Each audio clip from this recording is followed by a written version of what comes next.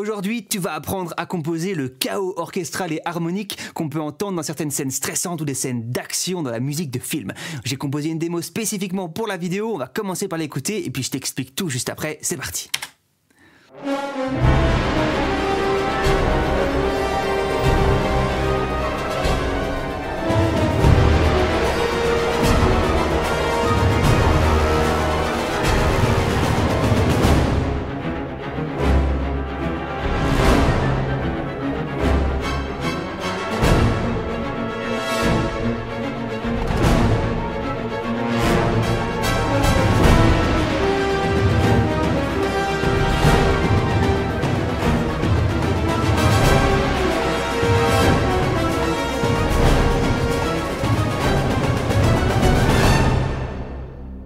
Si tu choisis de regarder la suite de la vidéo, bienvenue dans mon studio, je m'appelle Adrien, tu as peut-être déjà entendu mes musiques sur les bandes annonces de cette film-là et sur cette chaîne YouTube, je partage mon expérience de compositeur.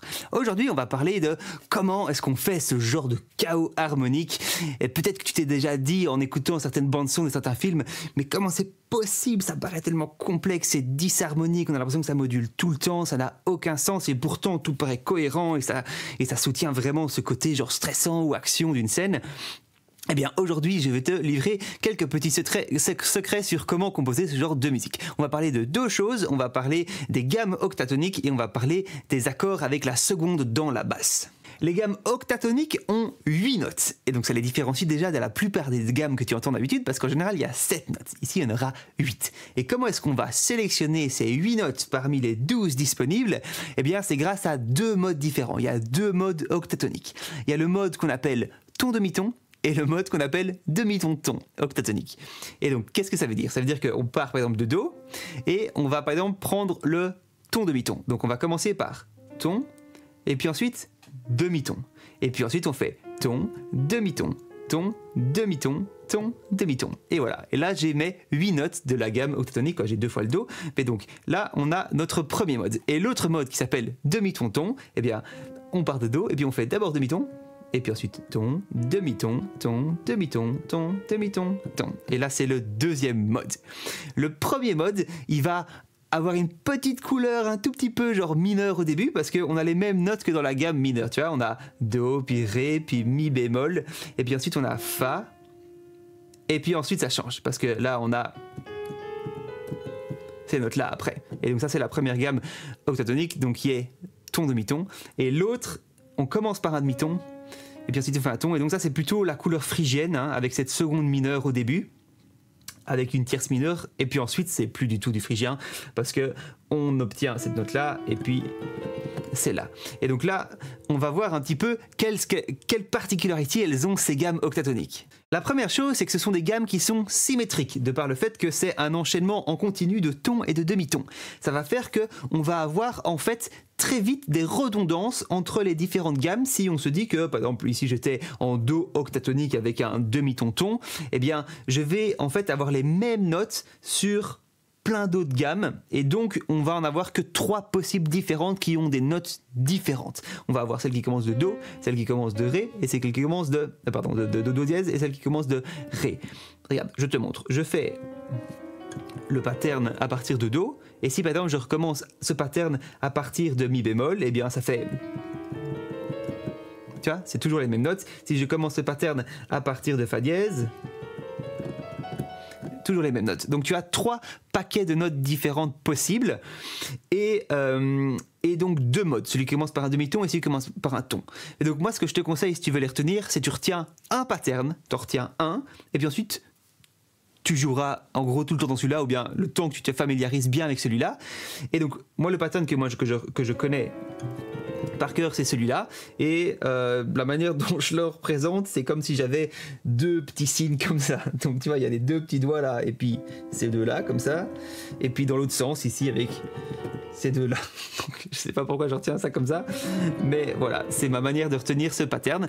Et donc à partir de là, si j'ai envie d'avoir la gamme demi-ton-ton, eh bien simplement je commence à partir de Do, ou à partir de Mi bémol, ou à partir de Fa dièse, ou à partir de La, parce qu'à chaque fois c'est celle qui précède un demi-ton.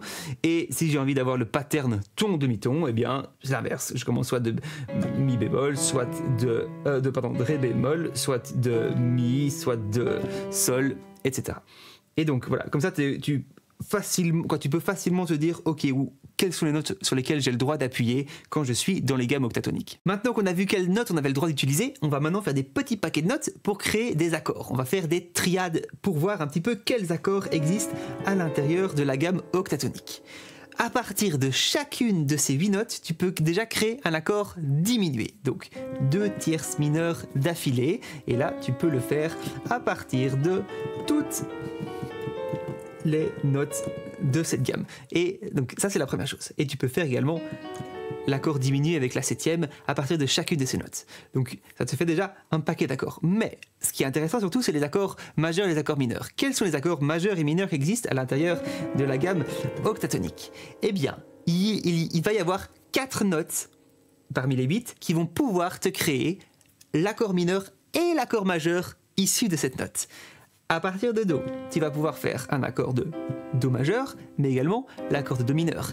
Si maintenant on monte d'une tierce mineure, on arrive sur Mi bémol, on peut créer l'accord Mi bémol majeur et l'accord Mi bémol mineur. Si on monte d'une tierce mineure, on peut créer l'accord de Fa dièse mineur et l'accord de Fa dièse majeur. Et si on monte un accord d'une tierce mineure, on peut créer l'accord de La mineur et l'accord de La majeure. Donc c'est un truc de fou, hein. Donc tu as 8 accords diminués, 4 accords majeurs et 4 accords mineurs qui sont issus des mêmes notes. Donc tu as à chaque fois ces 2 possibilités-là, avec en plus à chaque fois la seconde mineure qui existe dedans. Donc ça c'est ce qu'on va voir, j'ai fait ça, l'ostinato avec les violoncelles, ça utilise comme ça la seconde mineure, la tierce majeure, la tierce mineure. Donc c'est un truc de fou, harmoniquement c'est hyper intéressant. Et harmoniquement parlant, quand tu pars d'un accord majeur et que tu montes sur un accord majeur qui est à une tierce mineure au-dessus, ou bien tu peux faire la majeure en dessous, hein. Donc on part de l'accord majeur, donc Do majeur, on descend d'une tierce mineure et on arrive sur un accord majeur. Qu'est-ce que c'est? Eh bien ça, c'est ce qu'on appelle des chromatiques médians. J'ai fait une vidéo sur les chromatiques médians, n'hésite pas à aller les voir parce que c'est hyper intéressant. Mais donc au sein de la gamme octatonique existent les chromatiques médians, certains chromatiques médians, les chromatiques médians qui sont séparés d'une tierce mineure, alors que normalement, c'était censé être 2 accords qui ne faisaient pas partie de la même gamme quand on utilise les gammes avec 7 notes, donc les gammes majeures et les gammes mineures.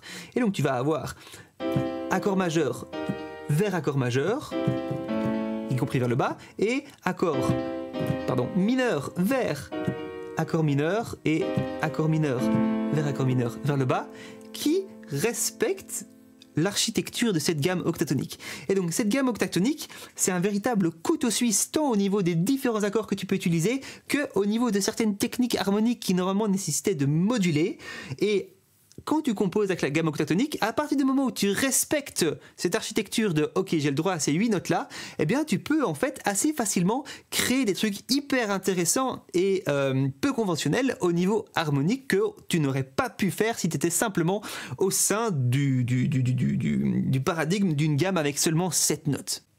Mais ça ne s'arrête pas là et j'ai gardé le meilleur pour la fin parce qu'il y a un accord hyper intéressant que tu peux créer dans cette gamme octatonique qui est l'accord avec la seconde dans la basse. Et tu vas voir, ça c'est trop stylé. Donc tu prends un accord majeur, hyper simple, hein, fondamental tierce quinte, et qu'est-ce qu'on va mettre dans la basse? On va mettre la seconde mineure, donc la note qui est à un demi-ton au-dessus de ce qu'on considérait comme note fondamentale. Et donc ça, ce n'est ni joyeux et positif, ni triste, mélancolique, épique ou j'en sais rien, c'est dérangeant, c'est pas normal. Et donc ça, cette instabilité qu'il y a dans ce genre d'accord est hyper intéressante à utiliser dans des scènes stressantes ou dans des scènes d'action quand tu veux créer voilà un peu de tension sans non plus être trop dans le ok, c'est très acquis, le héros va gagner, ça va d'office le faire, ou bien juste faire un truc genre en mode ouais c'est juste dark ou c'est juste très épique avec des trucs un peu à la Batman comme ça. Non, tu peux créer voilà, cet accord qui est complètement dissonant au piano, mais quand tu le balances avec l'orchestre, ça donne super bien, et tu vas voir que la deuxième partie de la démo, eh bien, tout est orienté autour de ces accords-là, avec cette seconde mineure, hein, parce qu'il a un demi-ton au-dessus de la fondamentale, dans la basse, et donc tu peux faire ça sous différentes inversions, renversements en français. Et donc on va voir comment est-ce que maintenant on peut orchestrer tout ça. On va maintenant décortiquer comment j'ai fait la démo. Donc n'hésite pas à choper les fichiers MIDI dans les descriptions si tu veux suivre en même temps ou si tu veux analyser ça à ton aise après. On va commencer par écouter la première partie. Attends, je vais te faire apparaître le truc. Youp là, voilà. Et donc on va commencer par faire analyser cette première partie qui est surtout autour de la gamme octatonique en elle-même, et ensuite la deuxième partie ce sera surtout avec les accords avec cette seconde de mineur dans la basse. Donc on va réécouter cette première partie.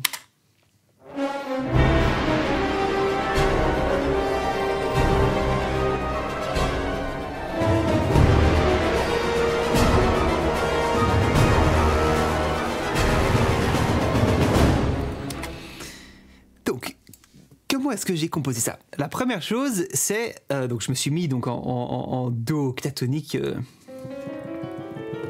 avec ces notes là, et donc on a cette mélodie avec les corps ici qui va faire.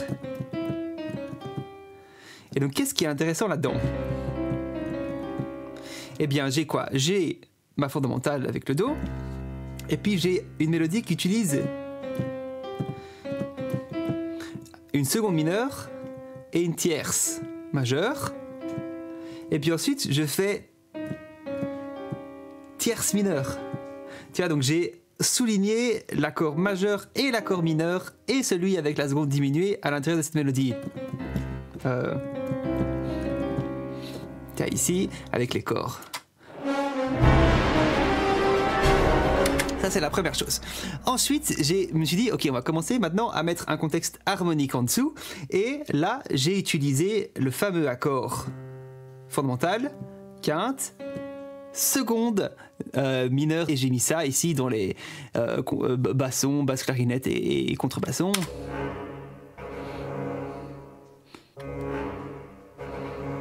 Tac, qui souligne ici. Ici, pendant que l'autre fait. Donc ça, c'est harmoniquement ce qui se passe ici. Ensuite, qu'est-ce que j'ai? Je vais avoir... On va faire section par section. On va écouter, par exemple, les bois, ce qu'ils font les bois.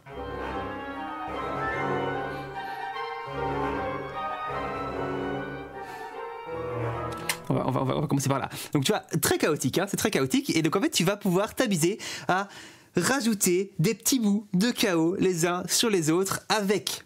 comme architecture ta gamme octatonique qui va tout guider. Donc on a vu qu'harmoniquement on avait ici notre accord comme ceci qui vient faire donc cette harmonie avec fondamentale, quinte et seconde diminuée. Ensuite on va avoir ici donc hautbois, corps anglais et clarinette à l'octave qui vont simplement, tout simplement venir jouer la gamme octatonique.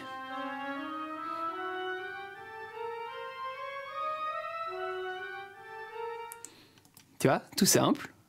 Ensuite, qu'est-ce qu'on a? On a flûte et piccolo à l'octave qui vont simplement faire un petit run qui fait la gamme octatonique. Simplement la gamme octatonique. Et au-dessus, on a un petit pattern rythmique avec, voilà, c'est ce qu'ils appellent souvent high woodwinds, mais donc c'est piccolo, flûte, hautbois, corps anglais et clarinette. Et donc là, qu'est-ce qu'on va avoir? On va avoir un petit pattern qui s'échange entre... à la base, j'avais tout mis à l'octave, mais non, finalement, j'ai fait un échange entre deux octaves. Et donc ça fait... Et donc ça, qu'est-ce que c'est? Ça, c'est... Donc c'est simplement des notes qui font partie de ma gamme octatonique, tu vois. Puis je vais jouer l'octave.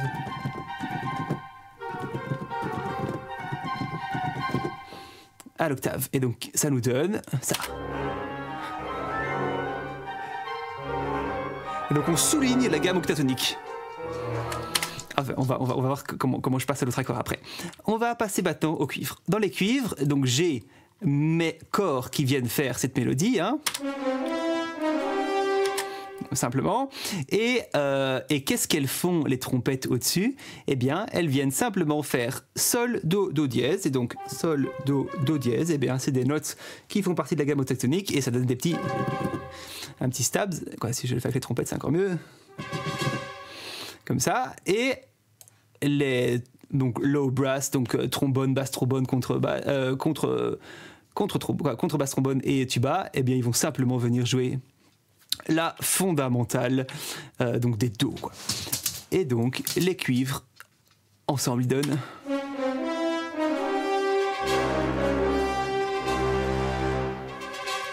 Ok, jusque là on est vraiment en train de s'amuser à mettre des petits bouts de gamme octatonique dans tous les sens.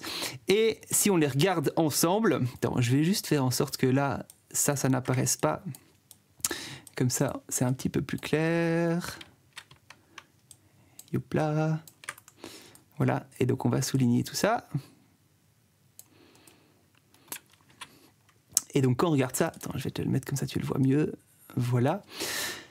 J'ai donc mon contenu harmonique ici avec les low winds, les bois dans les basses qui font mon harmonie, accompagné de temps en temps donc ici de la fondamentale qui est jouée donc par les low brass. J'ai quelques bois là, donc clarinette et hautbois qui font simplement la gamme octatonique. J'ai ma mélodie, ta ta ta ta ta ta, des petits stabs qui soulignent la gamme octatonique avec les cuivres, et puis ensuite les pa pa pa pa pa pa pa pa pa pa pa pa la bala ici avec les bois dans les écus. Donc j'essaye un peu de répartir gentiment les choses dans le spectre. Bon, il y a des choses qui se superposent, juste histoire d'avoir comme ça pas trop de choses qui sont sur les mêmes notes au même endroit pour pas créer trop de confusion. Mais voilà, je suis en train de me dire ah ben celui-là il va jouer voilà juste la gamme, celui-là il va jouer de temps en temps un petit pattern rythmique qui souligne quelques notes, etc. Donc, je crée comme ça. Ensuite, je vais avoir les cordes. Et donc, qu'est-ce qu'elles jouent les cordes? La première chose que j'ai mis dans les cordes, c'est simplement les violoncelles, donc avec une sorte de divisie à 3 là, et ils font en trémolo la même chose que les low winds, donc fondamentale, quinte, seconde diminuée. Voilà, et ils font vraiment cette grosse masse harmonique très instable, hein, forcément, avec cette seconde diminuée. On va avoir Pourquoi ça bug? Hop. On va avoir les altos qui vont venir faire la même chose que ici, au bois, corps anglais et clarinette, et ils vont monter la gamme octatonique.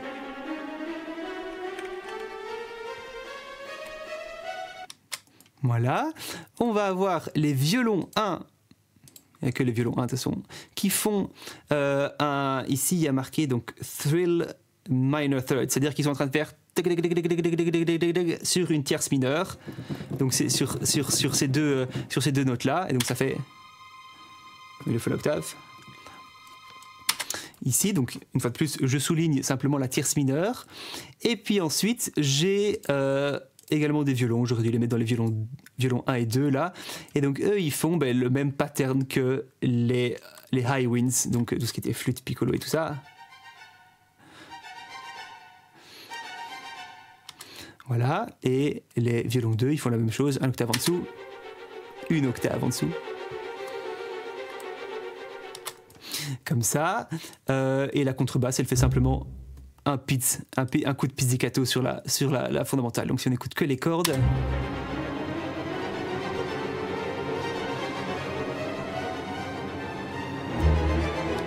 voilà. Et puis qu'est-ce que j'ai de nouveau ensuite la harpe. Hop, j'ai la harpe ici et là. Donc tu vois, en fait le but c'est de créer une sorte de masse chaotique qui est dans cette gamme octatonique. Chacun peut jouer un truc un peu différent. Tu peux tester, et s'il y a des trucs où tu as l'impression que ça crée trop de confusion ou ça crée trop de chaos, ben tu l'enlèves ou tu fais un truc un peu plus simple. Et donc tout ça tourne autour de cette mélodie avec les corps qui font qui est vraiment le truc principal qui donne cette sensation de thème à cette partie-là. Et donc la harpe elle-même, elle vient créer d'autant plus de chaos, parce que là, je suis littéralement en train d'improviser avec mes doigts sur la gamme octatonique. Je fais un peu n'importe quoi, genre littéralement n'importe quoi, et je joue même pas forcément au rythme, et je joue juste des notes de la gamme octatonique. Ça va créer quelque chose qui rajoute des petites notes octatoniques un peu dans tous les sens. Bon, la harpe est très forte pour ça, parce que ça donne cette sensation un peu de... Il y a plein de notes, c'est hyper complexe. Et donc, je fais ça.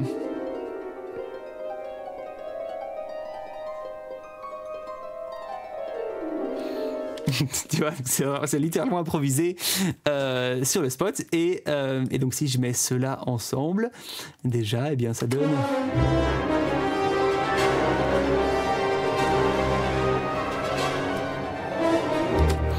voilà. Et puis ensuite, j'ai quelques percussions hein, qui créent voilà, un rythme. Hein.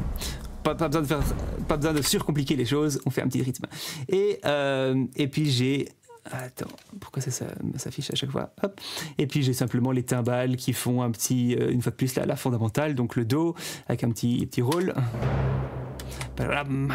Hop là. Puis j'ai un petit wind chime pour ajouter un peu de texture aussi. Comme ça. Et puis j'ai les tubular bells, donc les carillons, qui donnent un petit coup au début. Donc ça c'est la première chose que j'ai fait. J'ai voilà ce bazar harmonique, mais qui tient la route hein, quand on écoute tout ça ensemble.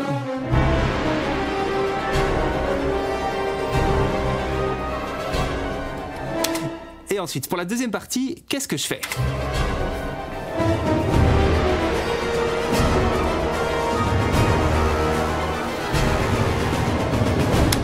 Eh bien là, j'ai littéralement pris tout ça, j'ai fait copier-coller et j'ai tout monté d'une tierce mineure.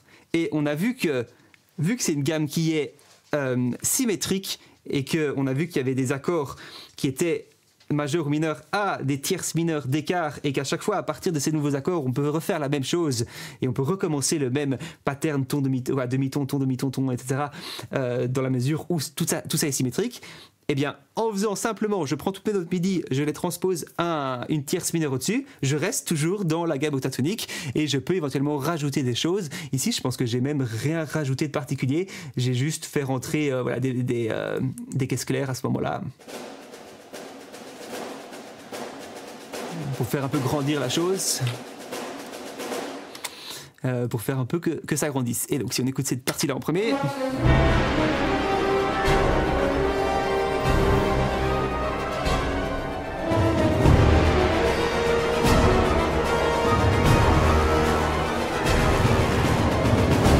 J'ai mis quelques coups de low brass, donc ici trombone, contrebasse, trombone et tout ça, en plus pour donner la sensation qu'il y a quelque chose qui va arriver. Et ensuite, on arrive sur cette seconde partie qu'on va écouter.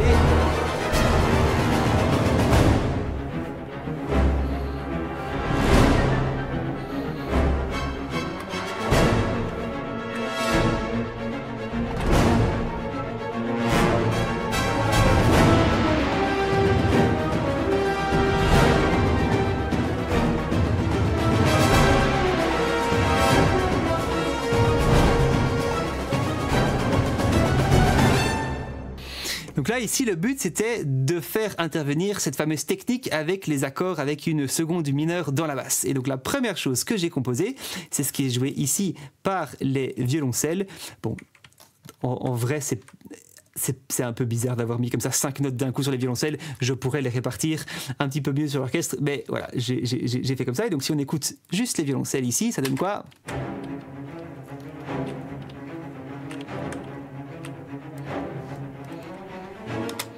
Et donc ça, je vais te le jouer au piano. Comme ça, tu vois un peu ce que ça donne. Donc ça fait...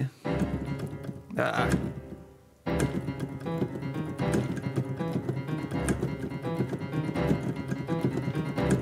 Bon, c'est pas facile à jouer. Mais donc, ça, qu'est-ce que c'est ? C'est mon accord Do, Mi, Sol.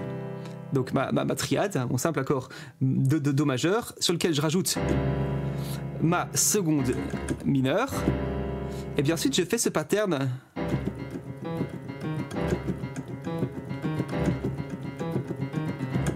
Et je vais à chaque fois m'amuser à temps aller chercher la tierce mineure. Donc, c'est cet accord qui est extrêmement instable. On ne sait pas si c'est majeur, on ne sait pas si c'est mineur, parce que dans la basse, c'est une seconde qui est mineure, c'est même pas la fondamentale. Et au-dessus, on a de temps en temps la tierce majeure et de temps en temps la tierce mineure, tu vois. Attends, je vais le jouer lentement. Ah, pardon. Ah. Bon, c'est chaud de jouer ça genre lentement, attends. Bref, c'est chaud à jouer. Mais donc ça, c'est ce qui est joué ici par les violoncelles, et au piano, c'est la même chose. Hein. Je l'ai fait jouer un octave en dessous. Vraiment très staccato, c'est encore plus bas. Et puis ensuite, je fais juste une petite montée. Attends, avant de parler de l'accord suivant, voyons un petit peu ce qui se passe en plus. Les altos, ils vont jouer le même pattern, ils font juste pas l'accord au début, mais ils font le même pattern.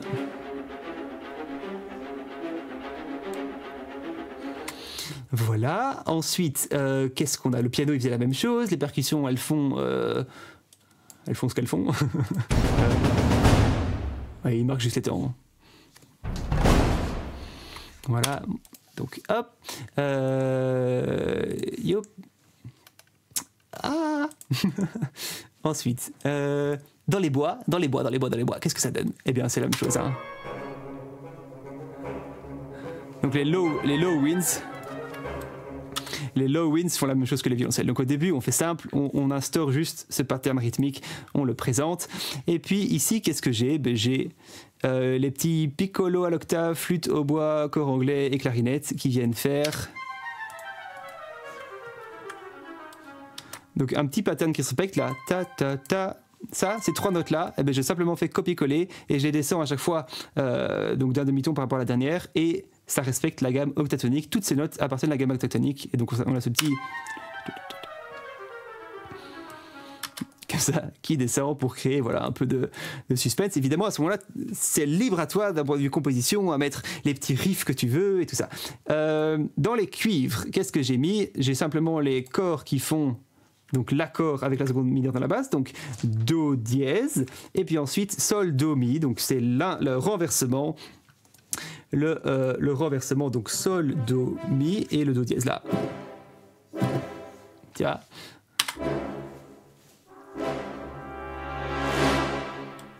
Et puis ensuite, quand je mets ce petit signe là, ça veut dire que c'est des swells, mais donc j'ai les trompettes qui font... Qu'est-ce qu'ils font? Ah, mais ils font l'accord, simplement l'accord avec ce fameux accord. Donc ici, le Do dièse, il n'est pas en dessous, il est au milieu. Mais donc on a Do, Mi, Sol, hein, donc notre triade majeure, et puis on a notre seconde mineure, et donc ça fait ce petit swell. Et on a pareil, un petit swell simplement sur le Do dièse, hein, parce que c'est le Do dièse à ce moment-là qu'on met dans la basse, la seconde mineure qu'on met dans la basse, et qui fait donc le swell en dessous. Hop là, donc d'ailleurs, si tu te demandes toutes les librairies ici, c'est que Abbey Road One Orchestral Foundation de Spitfire Audio et dans les cordes c'est Abbey Road Orchestra qui voilà, donc c'est en gros tout Abbey Road. C'est tout Abbey Road. Et la harpe c'est encore autre chose. La harpe c'est Pacific Strings Solo Harp ici, hop, voilà. Et ensuite, ça, c'est que du Abbey Road Orchestral Foundation. Mais donc, on a ce truc-là.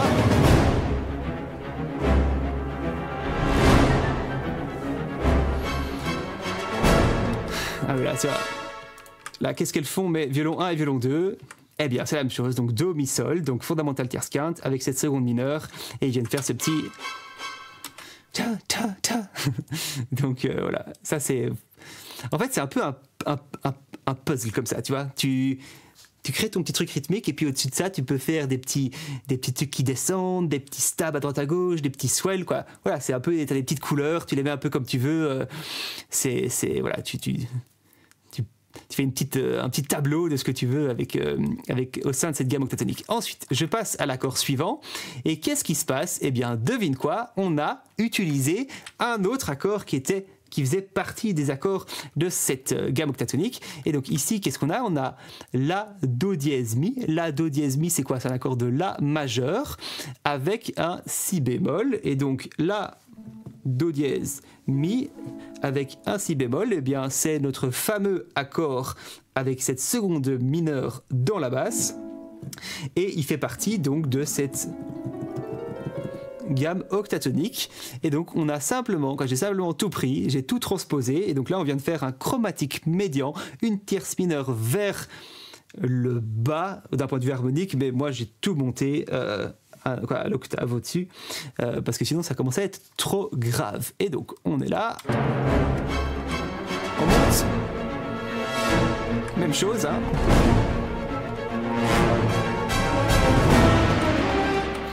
Et là, devine quoi? Eh bien, on va faire une autre technique. On a vu qu'on pouvait passer d'un accord à un accord, à une tierce mineure en bas ou au-dessus, et que qu'importe si on faisait un accord majeur ou mineur, on restait dans notre gamme octatonique. Et donc, si on fait deux tierces mineures, c'est quoi? C'est un triton. Et donc, je peux partir de cet accord-là, donc l'accord de La majeur avec ma tierce dans la basse, et si je monte d'un triton, j'arrive sur le Mi bémol. Et donc, tu vois, c'est une tierce mineure, donc on reste toujours dans cette gamme octatonique parce que j'ai fait un mouvement en tierce, et on va ici faire l'accord de Mi bémol majeur qui appartient toujours à cette gamme octatonique, et donc Mi bémol, et donc là je vais rajouter un Mi pour faire de nouveau cet accord avec cette seconde dans la basse, et une fois de plus c'est simplement un copier-coller de tout ce que j'avais mis, et j'ai tout, voilà, tout copier-coller pour arriver sur un nouvel accord. Comme ça on a la sensation que l'harmonie évolue, mais elle évolue toujours au sein de cette gamme octatonique, même si d'un point de vue harmonique c'est assez intéressant parce que c'est des accords qui ne devraient pas faire partie de la même gamme si on était au sein de gammes majeures ou mineures habituelles. Et donc, ensuite, qu'est-ce que j'ai rajouté? J'ai rajouté un petit pattern ici avec les cordes, mais qui fait, une fois de plus, c'est des notes, je teste des trucs, et ici c'est des notes qui font partie de la gamme octatonique, tu vois, donc Do dièse, Do et La, ben, ça fait partie de la gamme octatonique, Do dièse, Do et La. Pour créer un truc un peu nouveau aussi en plus. Je pense que j'ai doublé ça avec ça. Non, j'ai fait encore un autre petit pattern. Donc tout ça se superpose, tout ça crée un peu de confusion, mais c'est le but. Le but c'est de créer voilà, du chaos harmonique, donner cette sensation de complexité et de tension au niveau de la musique. Mais vu qu'on est tout le temps dans cette gamme octatonique, eh bien ça fonctionne. Et ici, on utilise voilà, cette technique d'accord avec cette seconde mineure dans la basse pour créer d'autant plus de tension au niveau des accords qui sont joués. Est-ce que j'ai fait autre chose ici? Là, non, je pense pas. Ensuite, on arrive là. Et qu'est-ce que je fais? Je fais revenir mon thème. Eh bien, j'ai simplement copié-collé. Et je n'ai rien dû faire parce que je savais bien que ça allait fonctionner dans la mesure où on est toujours au sein de la même gamme octatonique, et donc j'ai copié-collé le thème et il fonctionne, même si on n'est plus sur le même accord. Tantôt c'était sur l'accord avec une basse en Do, et maintenant on est sur un accord de Mi bémol avec une seconde mineure dans la basse, mais ça c'est pas grave parce que de toute façon on est toujours dans la même gamme octatonique.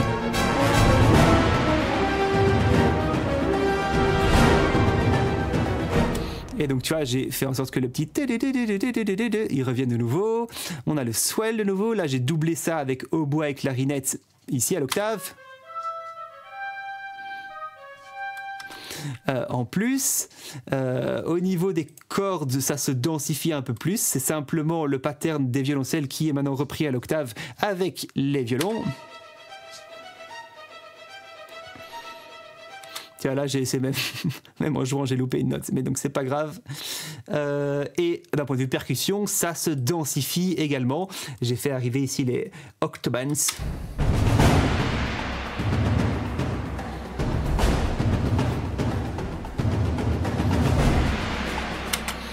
Voilà, comme ça grandit un peu. Ensuite, qu'est-ce que j'ai? Ah oui, ici j'ai les trompettes qui viennent souligner la fin de cette petite descente que faisaient là les bois. Donc le et à partir de la moitié, j'ai fait entrer les trompettes. Voilà, pour créer un peu de couleur.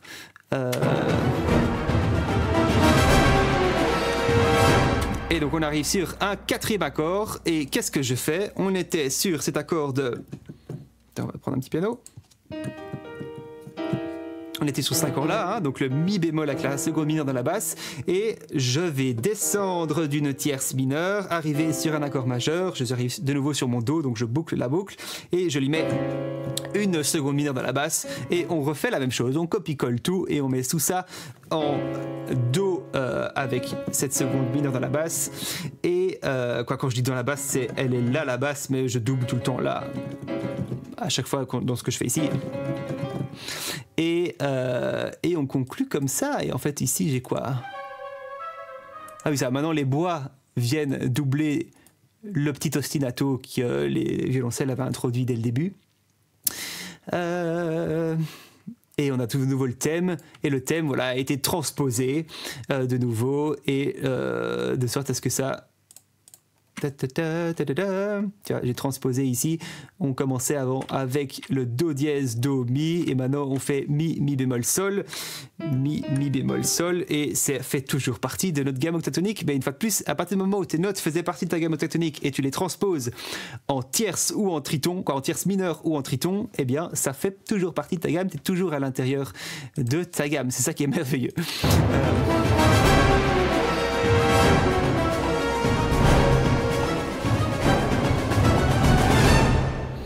Voilà, et d'ailleurs là, j'ai pas dit, donc là, j'ai de nouveau fini avec le petit run avec flûte et piccolo à l'octave. Quand je mets un petit 2 là, ça veut dire que c'est à l'octave. Et j'ai utilisé ici des rips, parce qu'il n'y a pas ça dans Abbey Road, de chez Cinematic Studio Brass pour faire ça. Tiens, donc pour terminer avec ce rips, et au début d'ailleurs avec les horns, donc les corps, c'est pareil. J'utilise ici les petits rips avec ça. Donc voilà, en fait, ici, qu'est-ce que je fais? J'ai mon thème, j'ai mon harmonie avec cette seconde mineure de la basse, et tout le reste n'est que petite fioriture, petit ostinato, petit pattern rythmique, des petits swells, des petits stabs, des petits... Voilà, c'est des petites touches de couleur à droite à gauche, tout ça dans le contexte de la gamme octatonique, avec carrément certaines lignes qui suivent, qui te disent qu'on est en octatonique. Et puis ensuite, à partir de là, je fais 4 accords, et ces 4 accords sont des accords majeurs avec une seconde mineure à chaque fois dans la basse, et donc voilà, j'ai différentes couleurs qui vont et qui viennent pour souligner ça et créer un peu d'intérêt. Donc voilà, j'espère que tu as appris quelque chose d'intéressant. Moi j'adore ce genre de truc, c'est hyper cool. N'hésite pas à m'offrir un petit café si tu as appris quelque chose, ou à choper les fichiers MIDI, et on se retrouve dans la prochaine vidéo. Ciao ciao.